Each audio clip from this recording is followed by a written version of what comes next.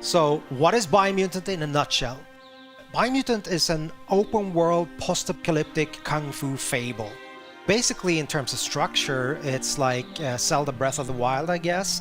But the feedback that we've been getting over the years, it's that it's kind of a strange, weird, good mix between Ratchet and Clank, Devil May Cry, Batman Arkham, yeah, and a couple of other influences. So it's truly an open world game, 8x8 kilometers, filled with a lot of weird events and fun things to find.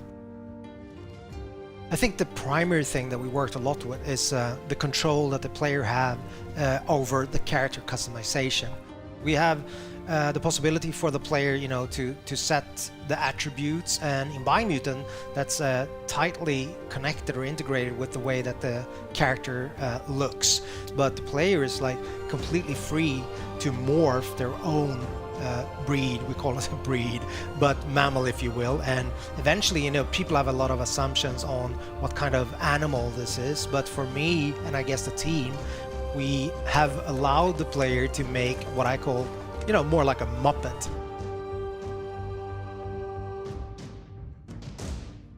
And with character customization, it goes all the way down to crafting bits onto your clothes or hats or pants or whatnot.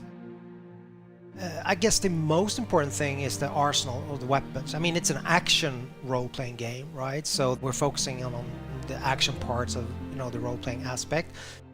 Each part that you can find for weapons and gear also comes with like a material, a quality aspect, so they can be more damaged or of a higher quality material.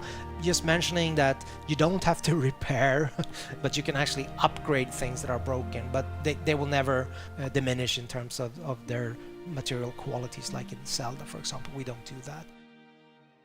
In the game, you have 6 different tribes, so they're all composed of, a leader, a Sifu, if you will, that have mastered a specific Wang Fu combat style and trained his disciples in that. So these tribes are now in conflict. Basically, there are 3 tribes that have what we call a light aura. So basically a good karma, if you will, if you want to paint it black and white. And there are 3 tribes that have like a dark aura. Eventually, at the start of the game, you will find that you have to choose an ally, so one of these 6 tribes. As you move along or go further into the game, you're free at any time to change your allegiance. But at the start of the game, you choose one of these 2 tribes. And basically, at that point, the state of the world is represented by a huge tree that's at the heart of the 8x8 kilometer open world. So it's a representation of the world either going under or the world surviving. So this is all tied to the tree of life.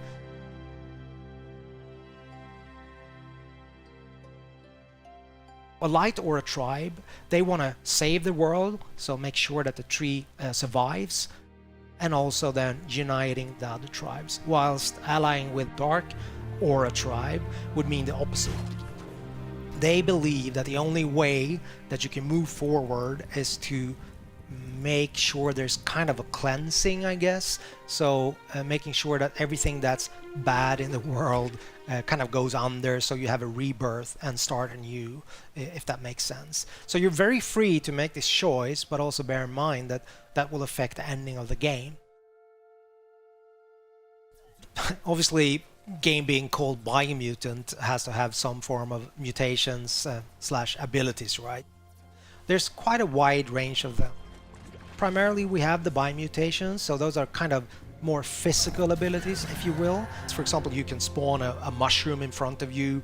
That has multiple uses. If I just use that one as an example in terms of creative freedom for you as a player, combining this jumping up on the mushroom with, let's say, just electricity shooting out from your fingers, like the Emperor in Star Wars, or once the character is airborne, like your enemy, just going up there, unleashing some other kind of strange abilities. I don't want to go into all of them.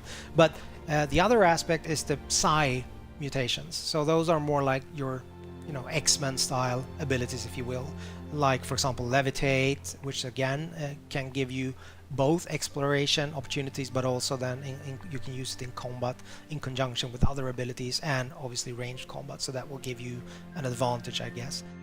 You're wanting to keep on exploring the world because you're wondering what's going to be, you know, around the next corner.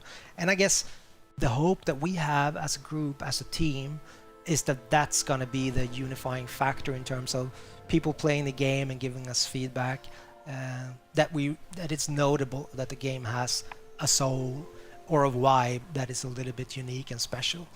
That's my highest hope for the game, I guess.